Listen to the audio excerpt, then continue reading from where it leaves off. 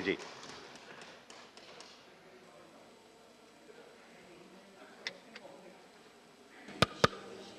माननीय उपसभापति महोदय, Shrimati Nirmala Sitharaman ji has passed from JNU. She does not have a degree from Harvard Business School. जो degree Chidambaram साहब के पास थी, लेकिन मैं कह सकता हूं कि निर्मला सीतारमण जी ने ग्लोबल फाइनेंशियल क्राइसिस के समय जो कांग्रेस ने बजट पेश किया था और टेपर टेंटम 2012-13 के समय में जो कांग्रेस ने बजट पेश किया था, she has presented 100 times better budget in such adverse conditions. उपसभापति महोदय, स्पेनिश फ्लू आया था 17-18 में, 1.5 करोड़ लोग मरे थे भारत के अंदर। भारत की आबादी थी 30 करोड़ और 1.5 करोड़ लोग मर गए थे। और उपसभापति महोदय, इस कोविड काल में 5 लाख से ज्यादा लोगों की भारत में मृत्यु हो गई, जो अत्यंत दुखद है।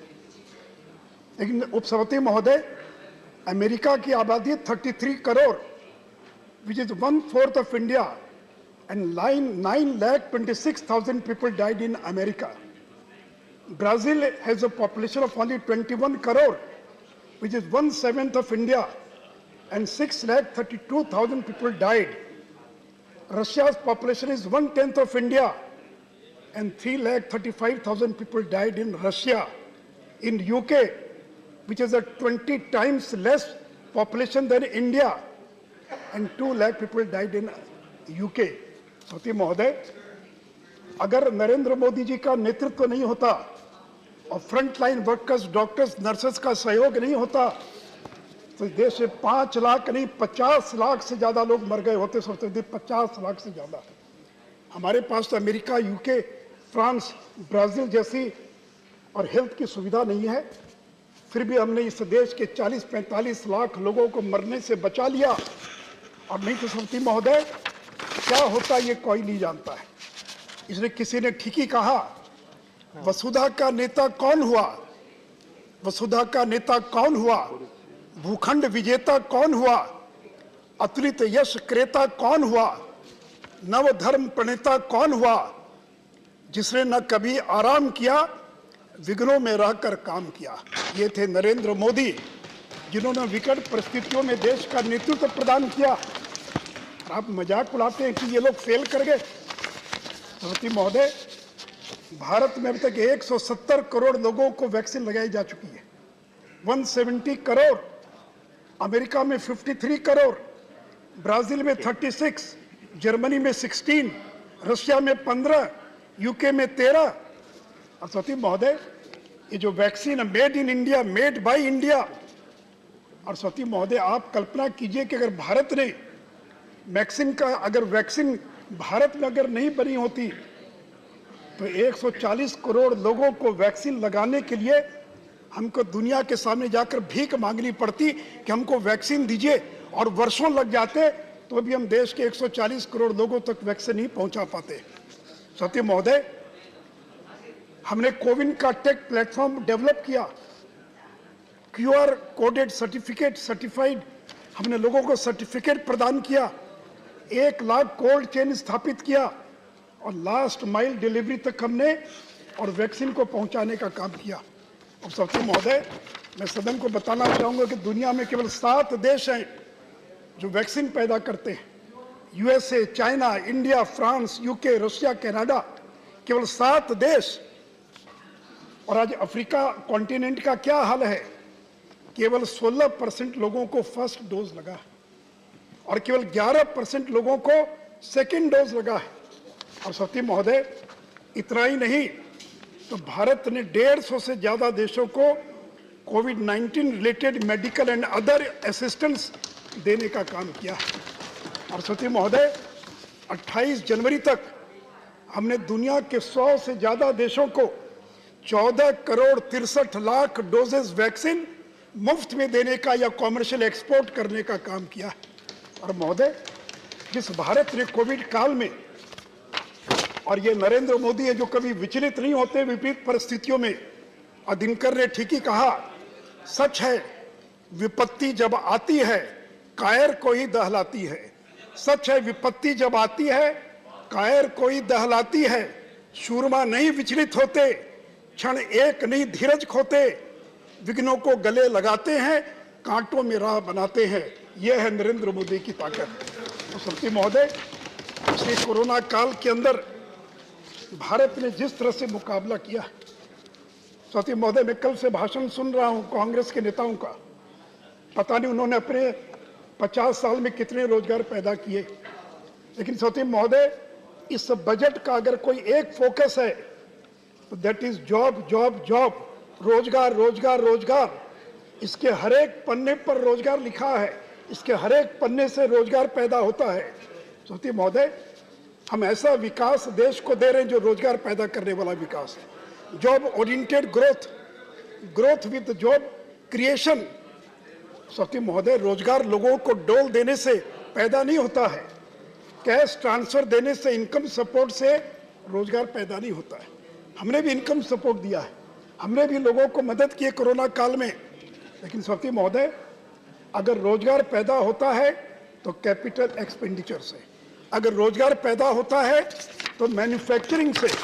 और सत्य महोदय, किसी ने ठीक ही कहा, न पूछो कि मेरी मंजिल कहाँ है, न पूछो कि मेरी मंजिल कहाँ है, अभी तो सफर शुरू किया है। न हारूंगा हौसला उम्र भर, न हारूंगा हौसला उम्र भर, मैंने किसी से नहीं खुद से वायदा किया है। नरेंद्र मोदी ने केवल जनता से नहीं, खुद से वायदा किया है। सत्य महोदय, कैपिटल एक्सपेंडिचर का जिक्र हो रहा है। सत्य महोदय, पिछले 4 साल में India has spent, will be spending, if you include 2023, 20 lakh crore, 20 lakh crore हम पिछले 4 साल में, इस साल को मिलाकर केवल कैपिटल एक्सपेंडिचर पर खर्च करने जा रही है, खर्च कर चुके हैं। आज तक आजाद भारत का इतना बड़ा कैपिटल एक्सपेंडिचर कभी नहीं हुआ था। इसलिए इस साल के बजट में 35% growth, 7.5 lakh crore, 7,50,000 crore, the outlay has been increase by 35%। और capital assets through grant in aid to states, अगर उसको जोड़ ले तो effective capital expenditure is 10,68,000 crore, which is 4.1% of GDP। और सत्य महोदय, ये कैपिटल एक्सपेंडिचर का मल्टीप्लायर इफेक्ट होता है। If you add 100 rupees, if revenue expenditure increases by 100 rupees, then only 98 rupees is added to the economy. But if you spend 100 rupees as a capital expenditure, 245 rupees is added to the economy in the same year, और बाद के वर्षों में 480 रुपया और economy के अंदर add होता है। सत्य महोदय, हमने हर चीज को और इसके साथ जोड़ा है, और कैपिटल एक्सपेंडिचर डिमांड भी क्रिएट करेगा, सप्लाई साइड को भी देखेगा। It will crowd in private investment, contractors, suppliers, huge job creation, skilled technician, cement, steel, sand, हर चीज की डिमांड बढ़ेगी। और इतना ही नहीं सोचिए महोदय, सिब्बल साहब तो कभी तो राज्यों से संबंध रहा नहीं, 1 लाख करोड़ हमने राज्यों को दिया कैपिटल एक्सपेंडिचर करने के लिए, and 50 lakh 50 years interest free loan. आज तो पता है कांग्रेस ने कभी राज्यों को इंटरेस्ट फ्री लोन 50 साल के लिए और कैपिटल एक्सपेंडिचर के लिए किया था कभी सत्य महोदय? और सत्य महोदय, रोड के सेक्टर में we will be spending 2,42,000 crore. That is the highest ever expenditure in the road sector, and we will be building 25,000 national highways in the year 2023. और एक बात और बताना चाहूँगा, इस बार के रोड के बजट में हमने कोई बोरोइंग नहीं की है। इसके पहले 65,000 करोड़ हमने बोरोइंग की थी नेशनल हाईवे के लिए, and this year we have supported the national highway with the budgetary support. They will not be taking as a single penny as a borrowing. और सत्य महोदय, इसलिए केवल रोड सेक्टर नहीं, हम जो कैपिटल एक्सपेंडिचर कर रहे हैं, डिफेंस के अंदर 1,52,000 करोड़, रेलवे के अंदर 1,37,000 करोड़, टेलीकॉम में 54,150 करोड़, मेट्रो पर 19,130 करोड़, एटॉमिक एनर्जी पर 1.9% ऑफ कैपिटल एक्सपेंडिचर। सरस्वती महोदय, अगर ये रोजगार पैदा अगर इससे नहीं हो तो किससे रोजगार पैदा होगा? आप ही बता दीजिए कि रोजगार कैसे पैदा होता है। सरस्वती महोदय, प्रधानमंत्री ग्राम सड़क योजना 14,000 करोड़ बजट था 21-22 का। This has been increase 27% increase in the PM Gram Sadak Yojana to 19,000 crore. और ये नल जल योजना, क्या ग्राम सड़क योजना से रोजगार पैदा नहीं होगा? क्या नल जल योजना से अगर हम 3.8 करोड़ घरों में अगर हम 60,000 करोड़ खर्च कर अगर हम टैप्ड वाटर सप्लाई पहुंचाएंगे तो क्या जॉब क्रिएट नहीं होगा? अगर 80 लाख घरों को पूरा करने के लिए अगर हम 48,000 करोड़ पैदा खर्च कर रहे हैं तो क्या इससे रोजगार पैदा नहीं होगा? सरस्वती महोदय, मुझे बहुत हंसी भी आती है और दुख भी होता है कि चिदम्बरम साहब और कपिल साहब जैसे लोग आरई को 20 से तुलना कर रहे हैं। दे आर कंपेयरिंग रेवेन्यू, ये revised estimate with budget estimate.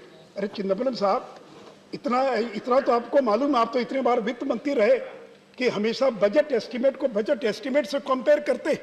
अगर मनरेगा में पिछले बार 72,000 करोड़ था और बाद में हमने इंक्रीज किया, इस बार भी बजट में हमने उतना ही रखा जो पिछले बार था। So now you are comparing budget estimate of 2023 with the revised estimate of 21-22. Saraswati महोदय, और national infrastructure pipeline 111 lakh crore. Saraswati महोदय, 20 से 25 तक 111 lakh crore we will be spending on national infrastructure pipeline, world class infrastructure। और सरस्वती महोदय, इतना ही नहीं तो प्राइम मिनिस्टर गति शक्ति, ये क्या प्राइम मिनिस्टर गति शक्ति? Road, railway, airport, port, mass transport, waterways and logistic. The projects pertaining to these 7 engines of growth in the NIP will be aligned with PM गति शक्ति प्रोग्राम। PM गति शक्ति और NIP, उन दोनों का अलाइन किया गया। Multi modal connectivity, world class modern infrastructure, logistic synergy among different modes of movement. और सरस्वती महोदय, आप कहते हैं मैन्युफैक्चरिंग की बात करते हैं। सरस्वती महोदय, productivity linked incentive scheme 14 sectors में additional production of 30 lakh crore, 30 lakh crore से ज्यादा का प्रोडक्शन, एडिशनल प्रोडक्शन विल भी अगले 5 साल में हम पैदा करेंगे। और 3,46,000 crore will be spent as a subsidy incentive to the industries in 14 sectors.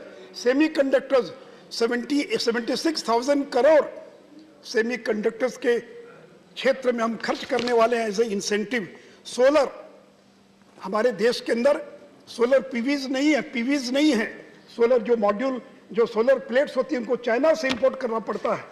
मैं निर्मला जी और पीएम को धन्यवाद दूंगा। This year she has increase from 4,500 to 19,000, additional 19,500 crore for manufacturing of solar panels. और सरस्वती महोदय, 280 gigawatt of installed solar capacity by the year 2030.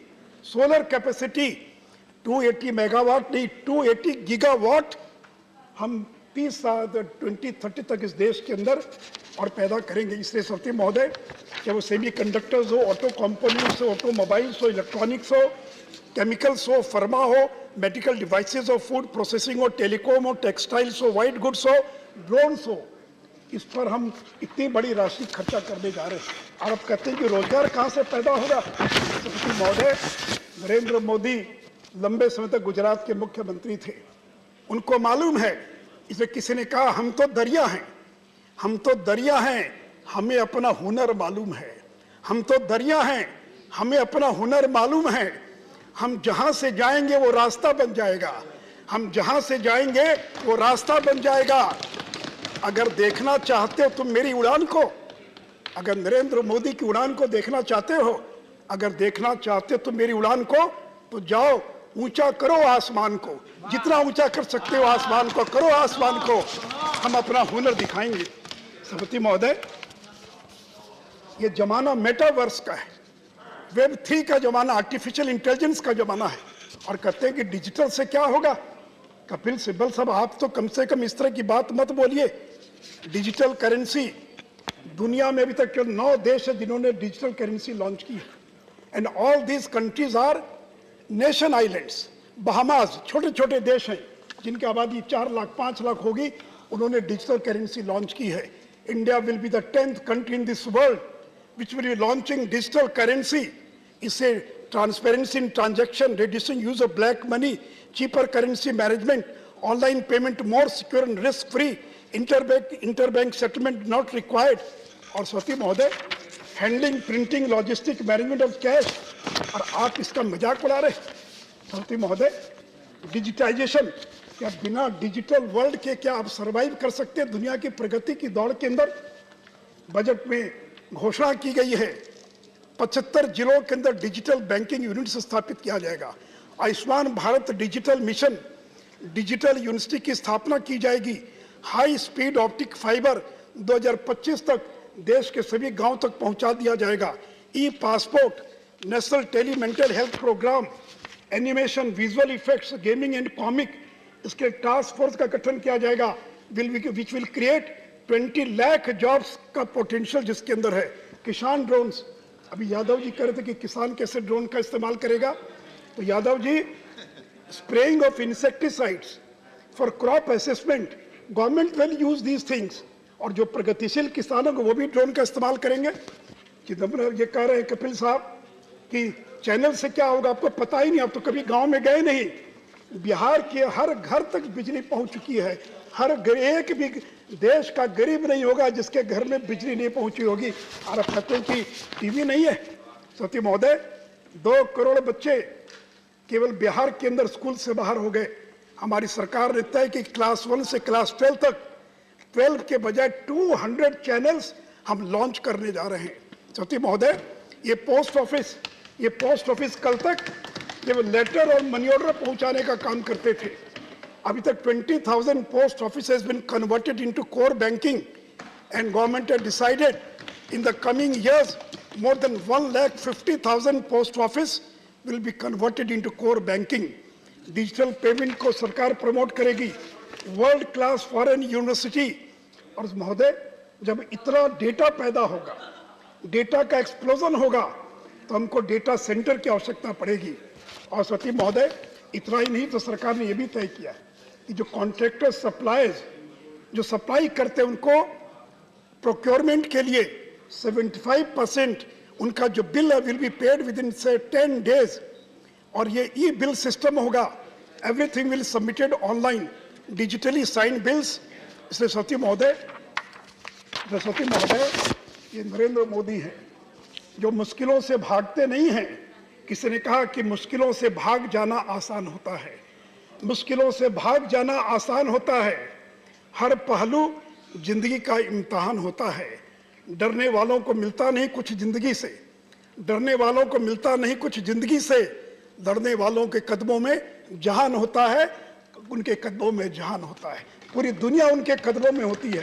क्योंकि महोदय, हम टेलीकॉम, अभी तो सिब्बल साहब टेलीकॉम मंत्री थे शायद, 5G हम लॉन्च करने जा रहे हैं। इस साल ऑक्शन हो जाएगा और साल के अंत होते होते हम 5G लॉन्च कर देंगे।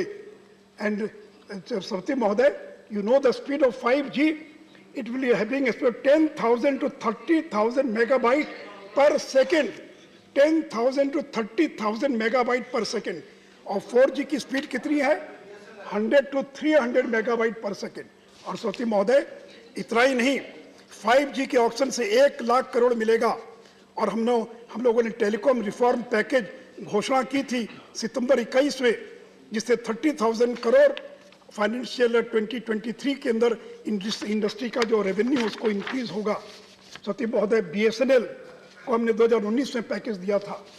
BSNL को 45,000 करोड़ का कैपिटल हम लोगों ने आउटले प्रोवाइड किया है। और सती महोदय, हम BSNL को भी इस साल 4G में कन्वर्ट करेंगे। और सती महोदय, मैं एक बात और बताना चाहूँगा, हम केवल 5G नहीं ला रहे हैं। आज ही मीटिंग है कि 6G, यानी भारत अभी से 6G की तैयारी कर रहा है। तो 6G का स्टैंडर्ड क्या होगा?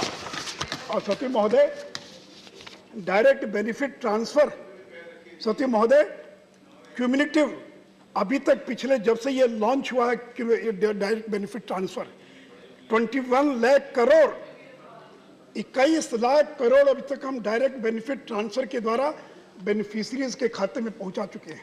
और मालूम है सरकार सर कितना सेविंग हुआ है? 2,22,000 करोड़ सेविंग हुई है।